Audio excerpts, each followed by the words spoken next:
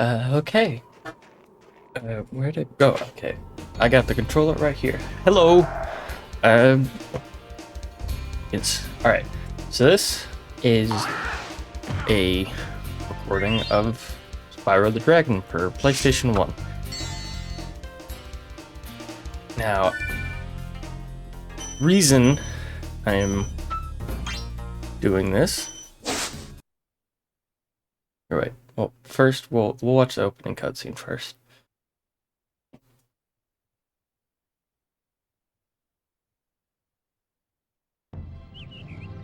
Okay, rolling. Oh, it's been peaceful here in the Five Worlds, or is it six? For a dragon's age.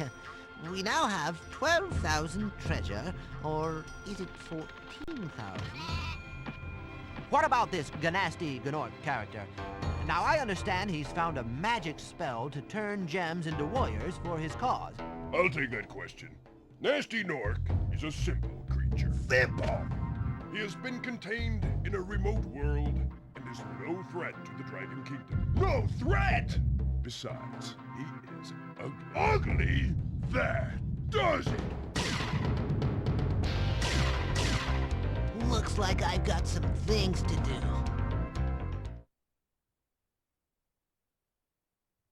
And that's kind of abrupt. Spyro immediately decides, oh, okay, this is my problem now. Just because, you know, the dragon said some maybe not so nice things on a Twitch stream. But this is Spyro the Dragon, PlayStation 1. I'm going to be playing this, or going to be recording this as I play through it, because as much as I am familiar with this game, I've never played through it all the way myself or completed it. So neither of those. And this will just kind of be a way to document my thoughts on the game as I go through it. So we'll just kind of see how this goes. Now, I did overwrite my other save file, and that save file had me pretty much through the first world, and there's like, 6 worlds in this game. So, backing out of a little bit of progress, but I figured it'd be better to just start from the top. So, let's do this.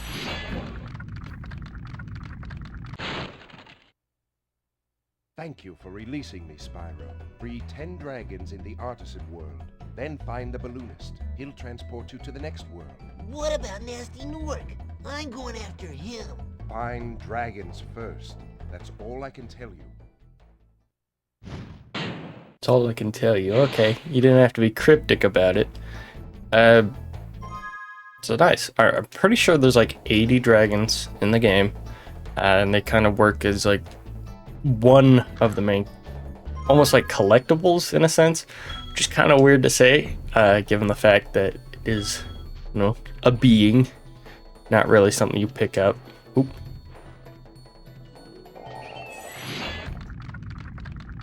Dilbin.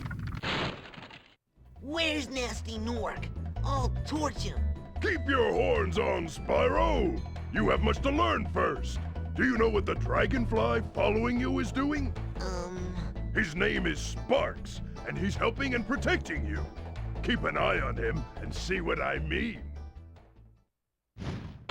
Do the other dragons have, like, dragonflies for them too? Alright, for the sake of the game, Sparks works as the health bar. I know this much. Alright, so also, I just will outright say, pretty much all the knowledge I have on this game is from watching my sister play it, so all of this is sort of through like osmosis in a way, not through me playing the game. So I might know a fair amount more than anybody else would, than like if they were just picking this up with like no frame of reference. So yeah, and this is just kind of the first hub world. Okay. Gem.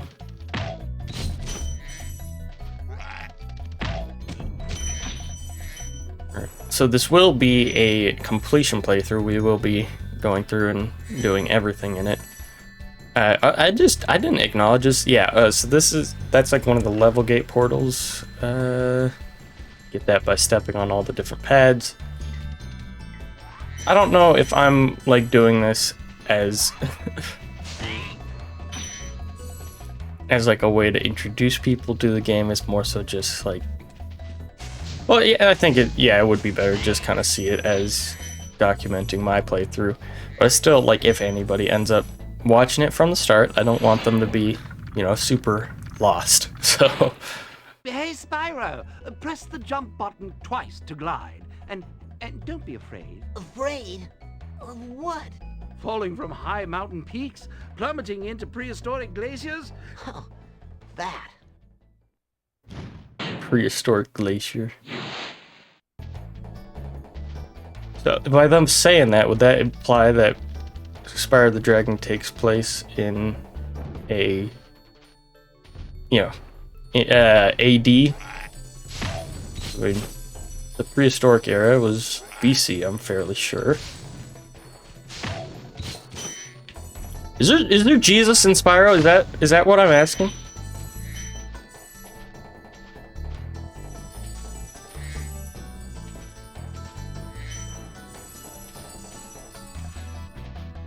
Oh, but oh yeah, no. So Sparks Dragonfly works as the health bar more or less.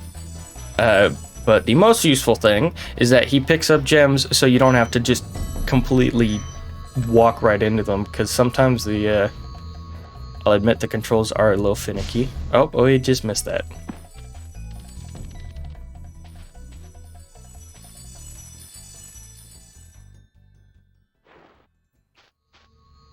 So I will say, I do think this is okay. We gotta work the camera a bit. This does work as a nice hub world to kind of introduce you to, you know, most of the main mechanics.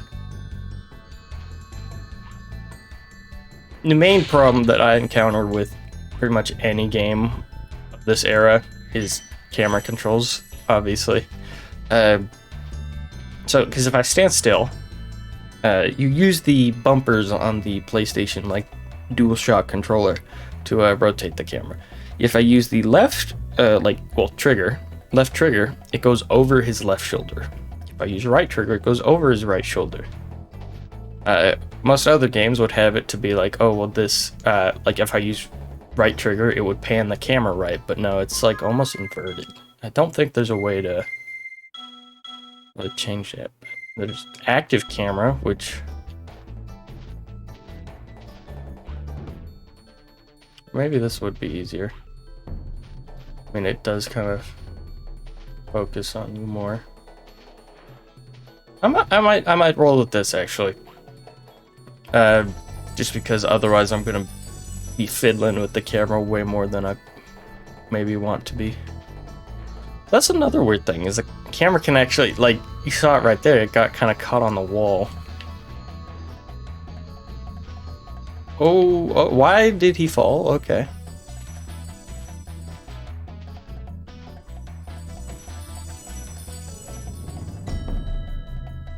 Yeah, okay, go over the right shoulder.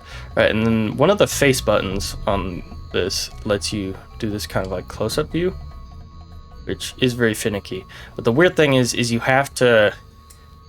This is also inverted. I don't know why. So if I hold down, look up.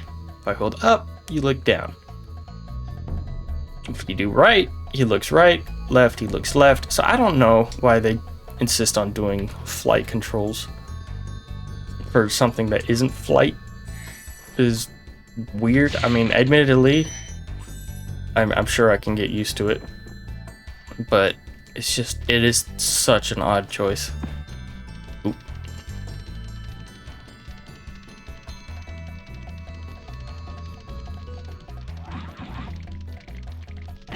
I can't even control the dash right.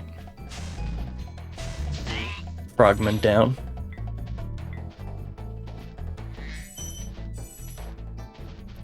Is there a guy in the maze? No, okay. If you don't get them while they're on top of the hill, they'll run in the maze and you have to chase them in here. It's not really a maze, it's a circle of hedges. There's another circle of hedges inside of it.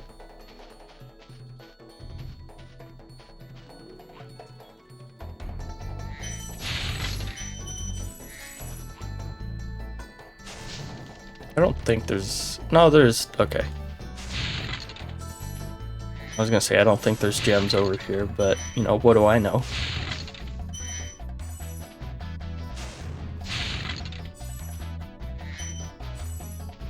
So this... Oh, we'll let him speak first. Cool, Flash. Argus. Do that again. The artisan's boss is through a portal in the dragon mouth, but you are not yet ready, Spyro. First, you must complete one of the other artisan lands. Yeah, already. Yeah, this is where the boss is of the first world. Each world has a number of levels, a flight training level, as well as a boss one. So, like that, those will kind of show up here. See, home. This is home is the hub world, of course. And as we, you know, complete each one, or even like just visiting the new areas, we'll have them show up on that list. So we got all the treasure here. You prove your worth by rescuing. Yeah. All right, you may use this. I was gonna try to do a Patrick Warburton because I don't know if it's the same character, but I guess in Skylanders, there's a. The Skylanders is technically like Spyro games. There's that character who is a weird-looking guy. Going to Stonehill. Let me in, please. There's a weird-looking dude who's voiced by Patrick Warburton, and it's just funny. I love that voice.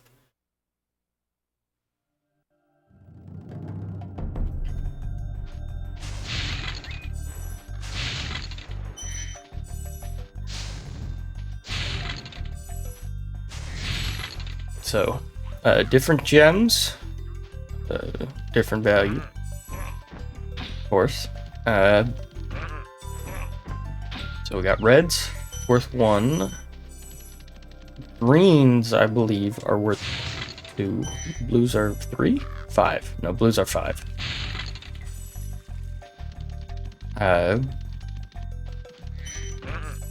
Yeah, blues are 5. Okay. Oh yeah, check.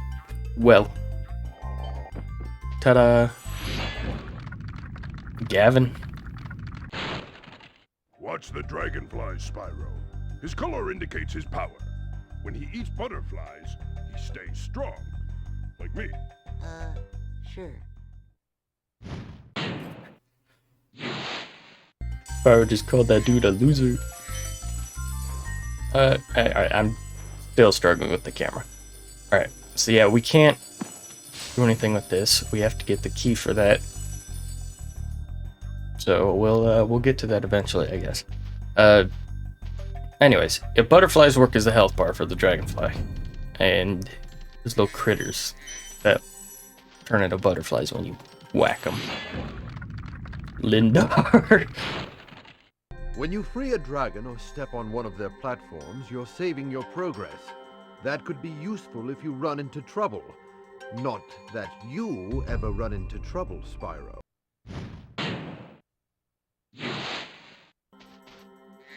Throughout the course of the game, you know, we're gonna have a lot of these guys that we free.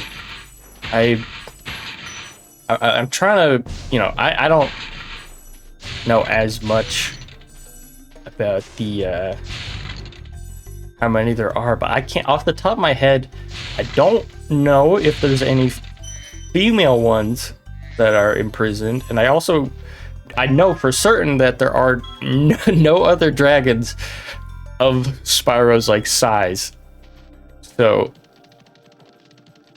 because I guess, you know, there is one child in the entirety of the game. I mean, child, if I don't know. I mean, I would think that he's a kid. But no, I guess he's extra lives. I guess the whole thing with you know, Spyro is the only one who didn't get frozen. One After second. you freed all the dragons, pass through this fancy vortex thingamajigger. It'll take you back to the artisan home. But first, let me tell you a story. No thanks. See ya. He just says see ya and the dragon disappears. I don't...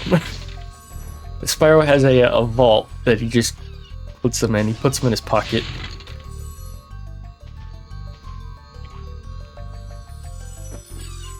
So this is a secret. Kind of. Not really. I mean, to complete each level, there are little, like, funky things that you have to find your way into. And you probably wouldn't really find this right off the bat if you weren't already familiar with it. I am blessed to know somebody who has completed the game more times than anybody else likely ever has or should. So that is that is more or less out of my hands. It's just, once again, it's like osmosis. It's just the knowledge is assimilated into my brain just from almost like a radioactive source. We have that key now, so we can get that thing that's down in the well. But, yeah.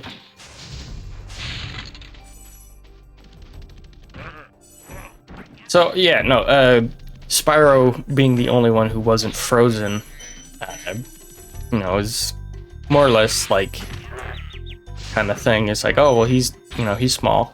He's maybe not a threat is the whole idea of it, which, if you remember, that's the same thing that upset Mr. Nork, because they were saying he's no threat. He's like, oh, don't underestimate Nork, but like, I guess you can. Nork was like, little Ourple guy, nah, not a problem. We don't need to worry about him.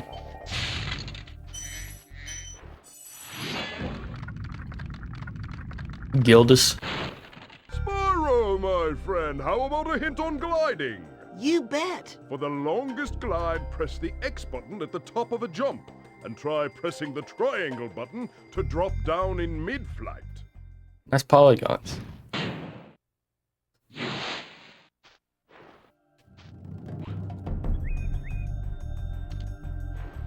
Ta-da, we are on the out of bounds. So, this game, being PS1, of course, it is very polygonal, to say. A lot of, like, jagged edges and stuff. And I wonder, like, how this... I don't know if this would be, like, less detailed as compared to other games or what. But I do think it is kind of cool. So as we go through the levels in this game, it's like every level has almost like a distinct set of like enemies and like monsters, I guess, which really is like super cool for a game like this. Like for a game of this era, you don't really see something like that often. Like if you think of a game like Super Mario 64, most of the time it's like there's I want to say like probably like a dozen different enemy types, and they're just kind of put in whatever levels work for them. Of course you have like, unique things in each level. What is that? Oh, that's the water. Is that? Can't tell. Like, no, it doesn't. I don't see a body of water. Oh, wait. I keep, like, wrestling with the camera. If I turn it back to passive, it probably won't turn. Yeah. Oh, no. Might just be, like, texture warping. But, yeah, no, you look at another game like Super Mario 64, or, any of the other ones like that. They have unique things in each level, especially when it comes to things like, bosses and stuff. But, I feel like there's a lot with a game like this. There's a lot more that is created solely for like one level or something. Like when they make a new level, rather than already having everything like already built, so that they can just kind of plug it in and like assemble it like Legos. It's more so they're like, okay, well, we have to make a lot of these pieces before we can put them in. This guy's got a dragon egg. we are going to be doing a lot of that, and I am very bad at those little chase sequences, but yeah, there's that whole bar at the top, and I'm pretty sure that's the bar of all of the eggs in the entire game. So that's like 1, 2, 3, 12, I think. I think on average it's like 3 of them in a world, or something like that.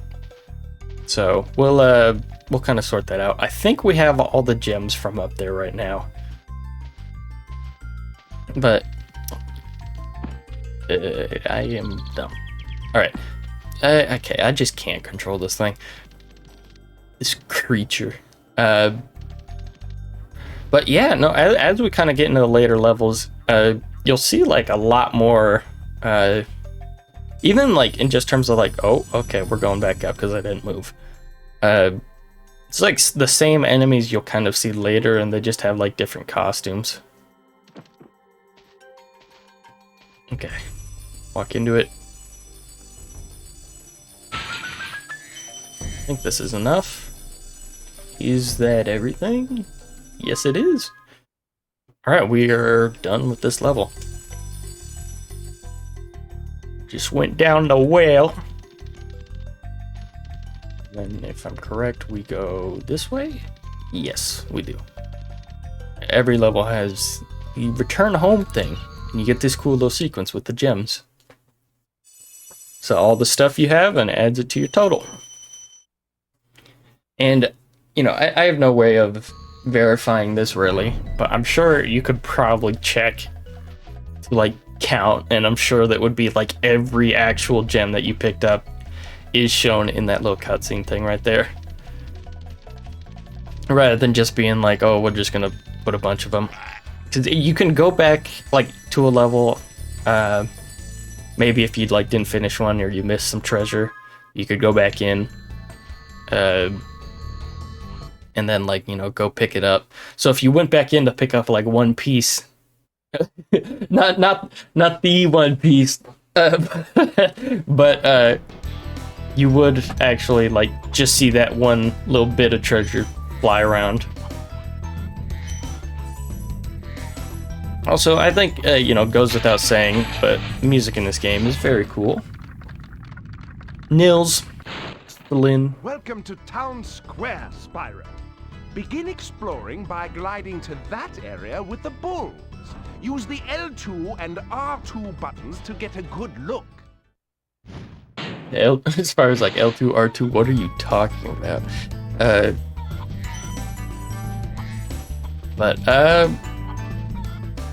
These awful, awful chickens. Anyways, so this being more or less the second level, because you'll actually kind of see, like if I went to a different level now, there would be a gap between Stone Hill and that level, because it has like an actual like listed order that it more or less ranks them by, but you can do them in a different order if you really wanted. Yeah, so I got hit, so he's blue now.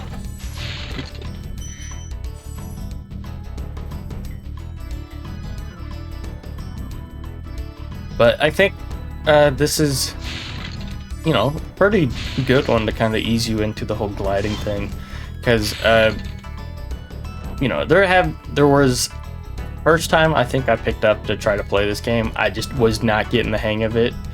But yeah, so this is one of those ones where if you jump, you know, little hop, or if you like hold the jump, it's separate. So you have to actually like try to do it at the peak of your jump. Devlin. Thanks, Spyro.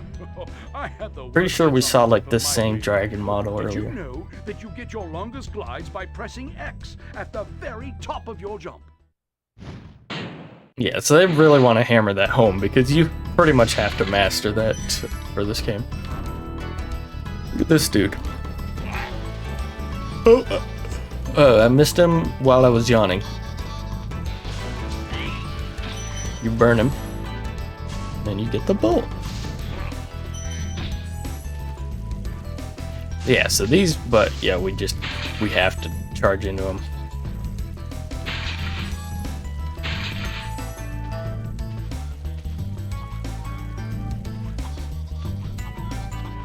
You might hear that kind of like, yeah. That's one of the egg dudes.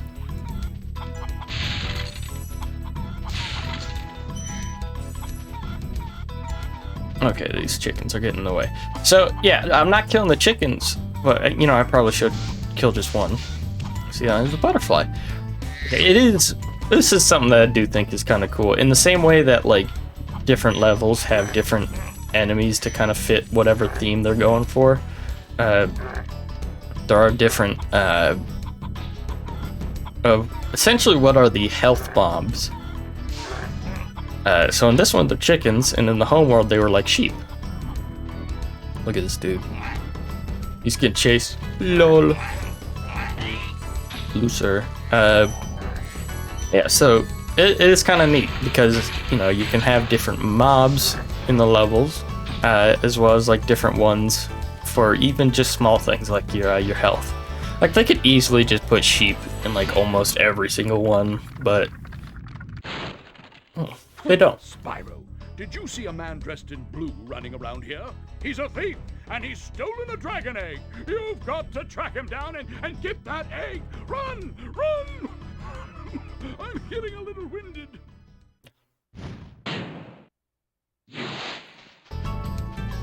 Alright, so there's not like a unique voice for each dragon. Or, I mean, there might sound like there is, but I'm pretty sure the reality of it... Oh yeah, check this out. Is they had probably like 5 different dudes, and sometimes they put on... Oh, I fell. So that doesn't actually kill me, it just hurts me and sends me back. It's kind of like, you know, in Zelda when you fall off an edge. Wait, I don't think it kills me, does it? Do it? Did I lose a life from that? I don't know. We should probably save. Yeah, I'm fairly certain that they only had like, what, maybe 5 voice actors for like all of the dragons that you hear throughout the game. And, you know, a lot of them are gonna voice, are gonna sound very similar to themselves, but sometimes they just like put on a voice, and I think that's kind of funny. Because I don't really know how big like the team was when for working on this game.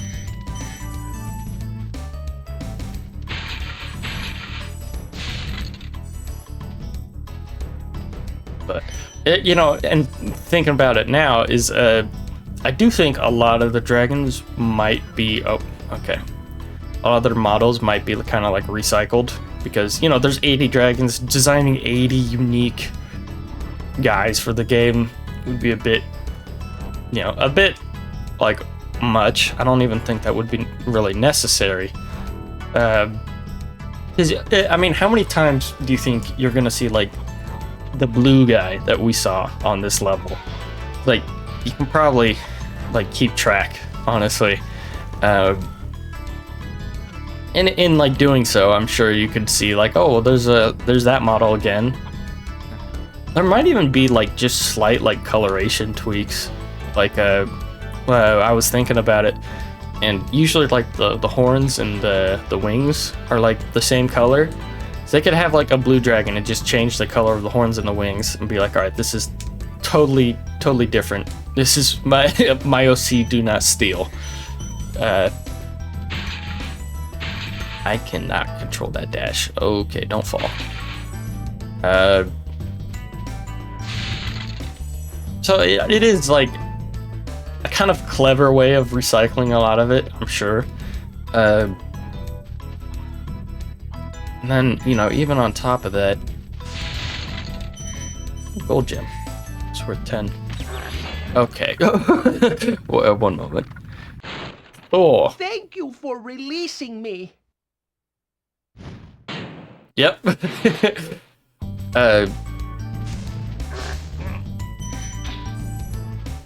Yes, so this should give us 10 because, you know, it always ends at like 200 or something like that. This fan, you just kind of do it repeatedly until it blows up. But where was I going? Oh yeah, so yeah, it is a lot of like, you know, recycling of these kind of like of the dragons, I'm sure, and even recycling different models throughout the game. But it's like you could probably like just change the name on like a already made one and be like, yeah, no, this guy's totally different. So watch, we gave him a different voice. So Stone Hill, Town Square. Next area we're gonna go to is in the maze. Dark Hollow, I think it's Dark Hollow, yeah. Also, I think that the skyboxes in this game are fantastic. Like, they are so gorgeous. I have a weird fascination with skyboxes, especially when it comes to games like these. I didn't really talk about it with the Town Square one. I like that one too, but like, of everything from this era, I think that is like one of the things that is just the coolest to me. And it's not even like, you know, something that like, you know, extensive details really put into. It's more so just kind of like the backdrop that the level is set in. But it is just really charming to me. You know, and this might seem like an odd comparison, but I think one of my favorite like game skyboxes is actually in Quake, which I'm pretty sure was like roughly around the time that this was out. See, look, these frogs, they are the health bars. Get them. You do have to wait for sparks to actually tag them though. Oh yeah, and look at this. I don't think this does anything, but it's cool to do that.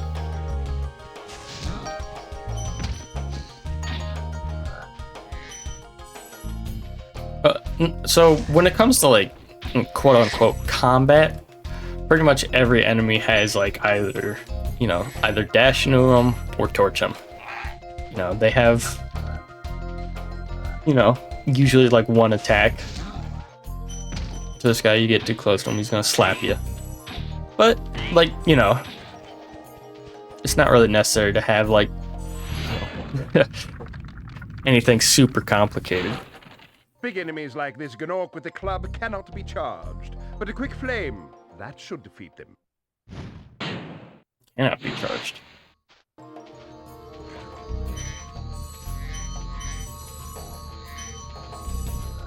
Yeah, so we'll probably just bounce off him. Yep. You get flattened. It's kind of like how Crash Bandicoot has the different like stylized deaths to make it look like a, you know, very more cartoony. Speaking of which, I don't really know which of these two came first. Crash is just kind of hard for me to play, especially the version that is on the PlayStation, just because, like, you know, depth perception is not very well conveyed in that game. Ugh.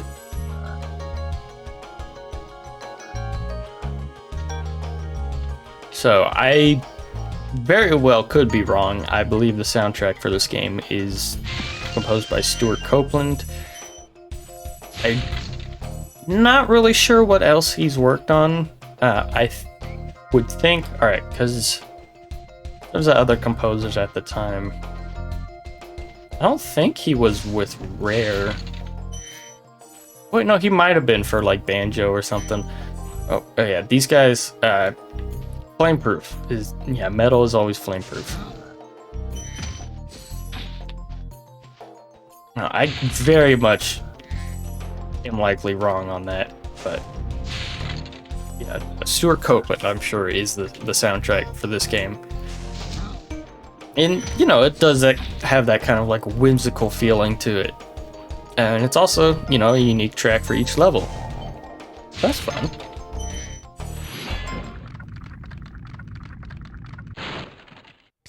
Oswin. Spyro, want to know a secret? Use the triangle button when you want to zoom in and look around. Oh, your secret's safe with me. Your secret's safe with me. Why would that be a secret? It's like, hey, do you want to look at things? What if there was like some interpretation of that? Like, you know, I'm like workshopping a bit in my head right now, but like, what if there was like a real life equivalent to that? It's like, hey, by the way, you know, I can't think of anything. If I got something, I'll come back to it. But it's just like, it's something like almost super simple. Like, imagine like, hey, by the way, you know, if you go to sleep for a long enough time, you'll feel well rested. It's like, oh, no way. It's like, yeah, trade secret, buddy. Bye-bye. Yeah, so these guys with their shield, you can't do nothing with that. So you just plow into them and they croak. Albin. Oh, it's you. I wasn't sure if you'd escape those annoying little creatures. Of course, they wouldn't bother me, but here's a hint. Metal armor is fireproof, but a charge attack will take care of them. Thank you, bud. Yeah, this level has only 100 treasure. So, I'm pretty sure the last 10 is in there. And we got the key, I think? I think there's usually a thing that'll show... Oh, I'm fairly certain we got it. Is it? I thought it shows up here. Maybe I'm just dumb, or maybe I didn't pick it up. We'll check. Alright, we have it. We're good. Each level is almost like... It's almost like Metroidvania-esque, because sometimes you'll have to like go to one place to get to another. And a lot of times they'll be like, you know, either like gliding from a high point to get to a different spot in the level, or, you know, getting one thing so that you can progress to a separate part. I believe that is that one. I think next, if I'm correct, is the boss level. Because we have done all 3 of these. So there's the hidden level behind the waterfall. You can actually kind of see the texture clipping right there. There's the hidden level behind the waterfall, and then we'll do this one first though, because I think this one is the boss. Well, I mean, I know it's a boss, but I'm pretty sure this is next. Like, I'm racking my head right now trying to think if there's something else. This is a skybox that is really pretty. I mean, I know it's just, oh wow, orange, clever, but I like it. This is a good music track too.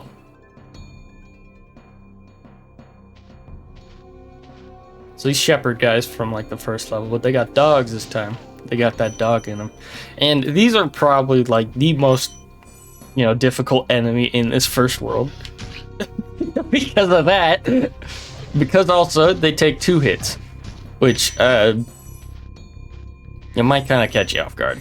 It definitely did me.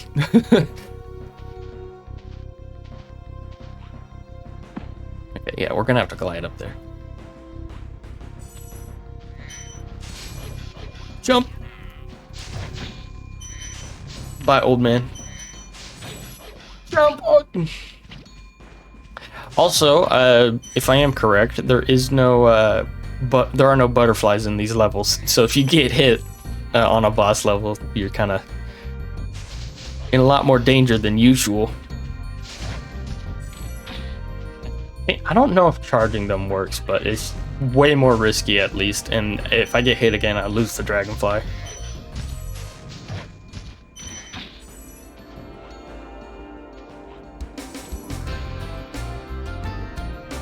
Incorporating the leitmotif of the main theme right there. That's like this is a good track. Usually boss levels are kind of shorter too, though.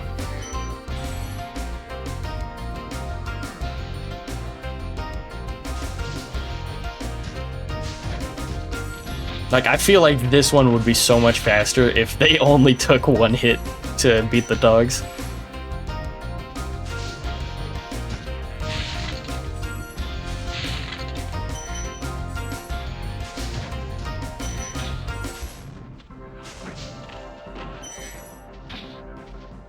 This is a...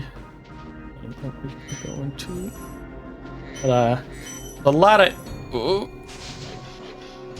There's a lot of areas like this in the game where it's just kind of like almost out of bounds.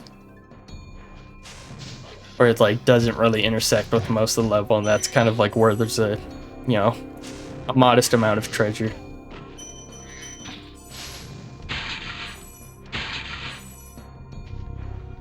Like, gorgeous.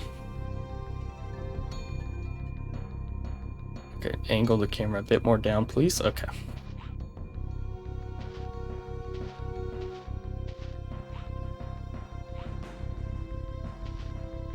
So I think I might try to... Wait, let's do this first. Nevin. Nasty Nork has put one of his most devious henchmen in charge of the artisan world. Bring him on. I think I smell a barbecue. Be careful, Spyro. This boss has many tricks up his sleeve.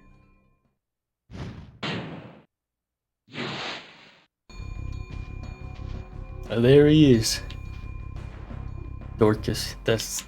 I mean, the level's called Toasty, so I would assume this guy's name is Toasty. Dog. Got him.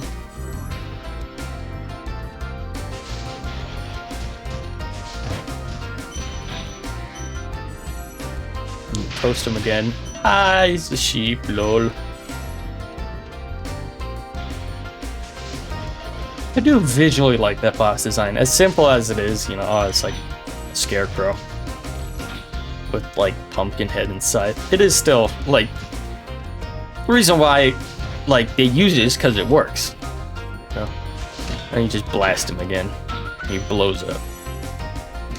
He releases the blue.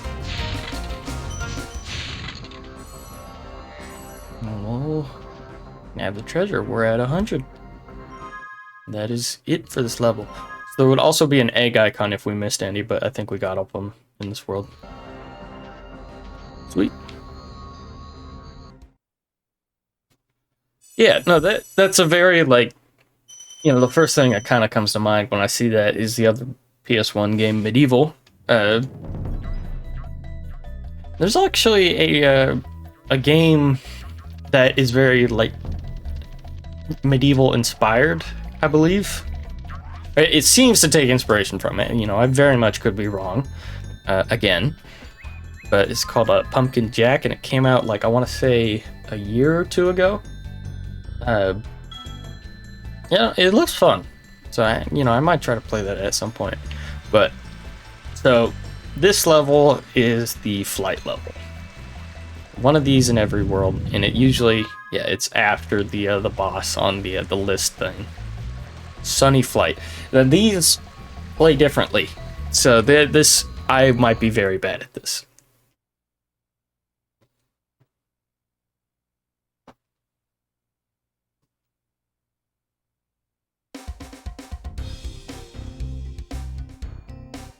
So you have 300. Alright, so there's various targets that you have to get in the level. And you're constantly flying. You want to get... Oh. Okay, I thought you weren't, like, able to land and it would, like, cause problems. Oh.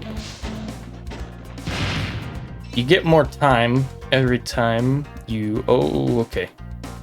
Everything you get.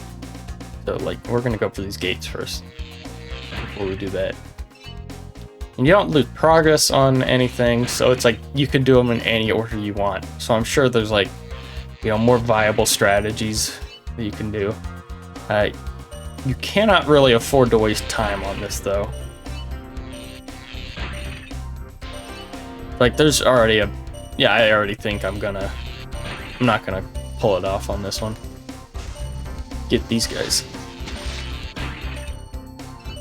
Yeah, we wasted a bit of time at the beginning trying to... Well, not wasted, because, I mean, I was still getting my bearings. So...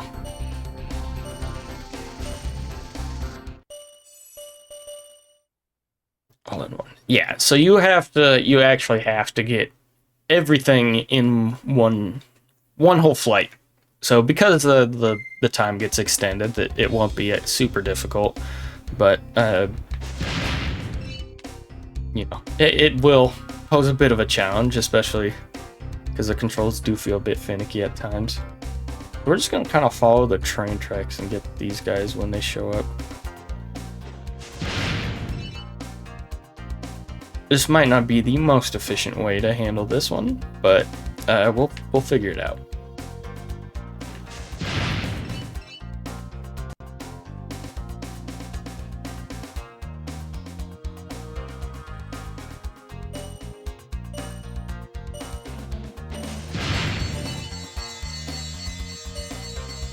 We're gonna dip down here. Oh no, I'm dead. What a loser. Let's go for the gates.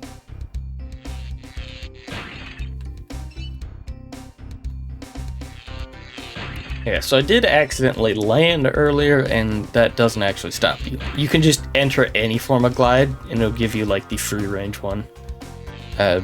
You can kind of, you know, more or less just tell by the way the little cloud puff things on your wings are. Let's get these guys if we can. Dog fighting. It's just like World War II for real.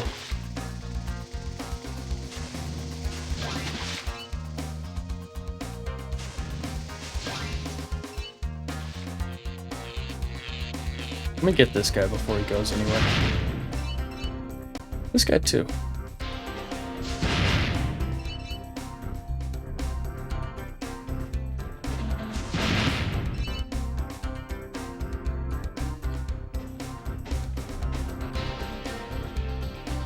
Okay, now we're in a bit of a dry spot now. This is not a very good situation to be in.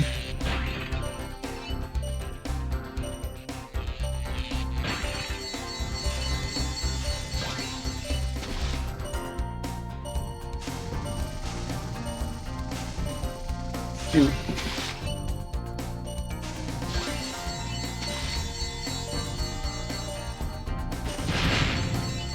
Oh yeah, we're not gonna pull it off.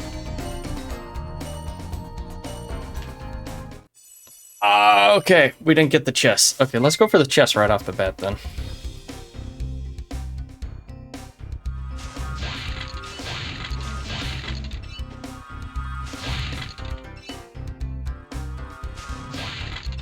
Ooh, we entered like a falling state for a moment there. Ooh, that's not good. I don't think there's any way to get like more than 30 seconds in any capacity. Even so, it's like time does progress very fast in this mode.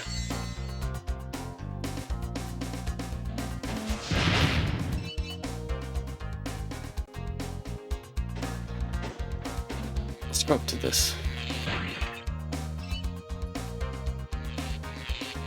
Yeah, they're all hanging out here. So.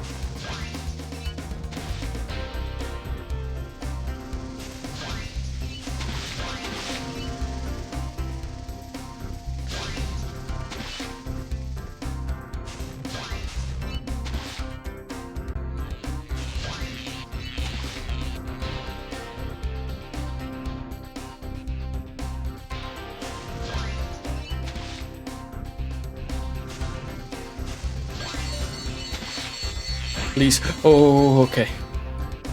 Alright, I was focusing way too hard on that part. If we're lucky, we stay on this trail, we should be good.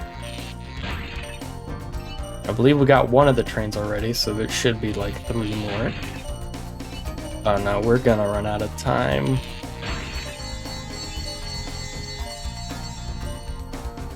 Yeah. Oh, dang it. Okay.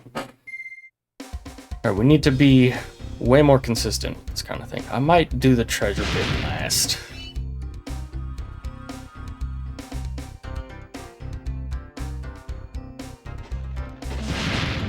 I think the plane is where I'm losing the most time.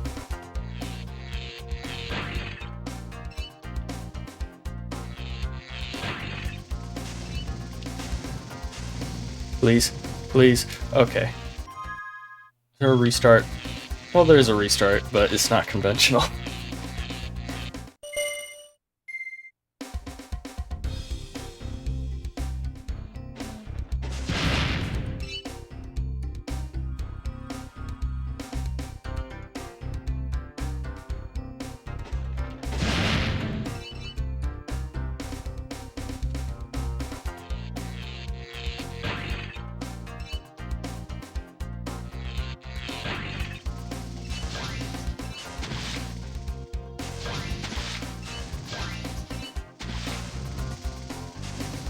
Oh, that's not good. Please.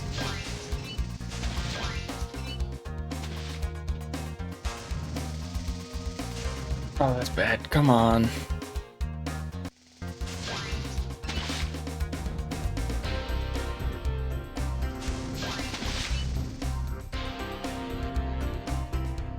Yeah, that's not good on time. That's not good. All right, maybe we'll do everything but the planes.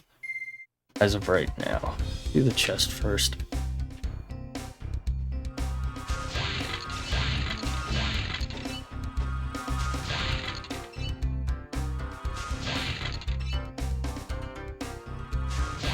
I'm not talking as much here because this is actually like more intense for me because I'm trying way too hard to focus on this.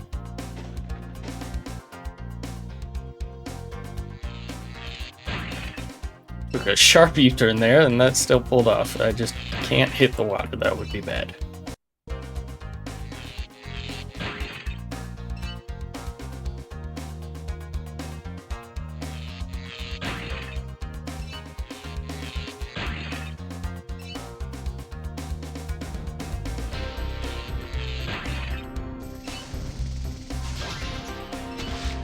We're already here, so we might as well.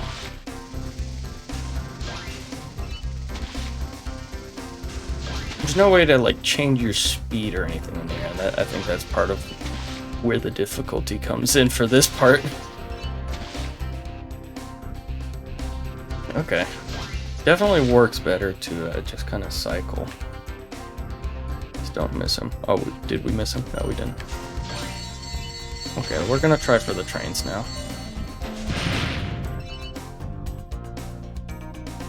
This is gonna be kind of close. Oh, shoot.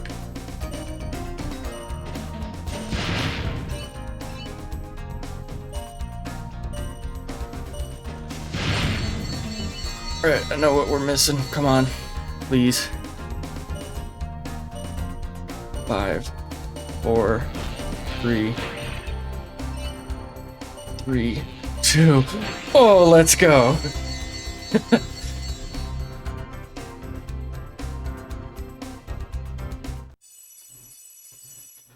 Oh, that was more difficult than it should have been. Try again? No, I'm good. We got all of it now, so okay, we're fine. Do not have to do that again.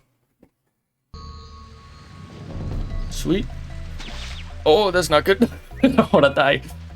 Let me save, please. Pretty sure you only lose progress if you get like a game over. But just in case.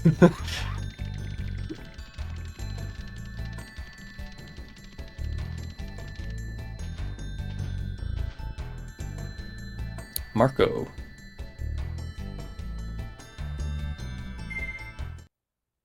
Sweet.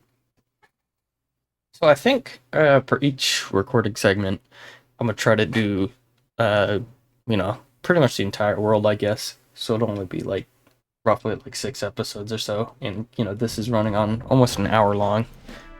So we'll just pick up here for the next one. Thank you for tuning in. See ya.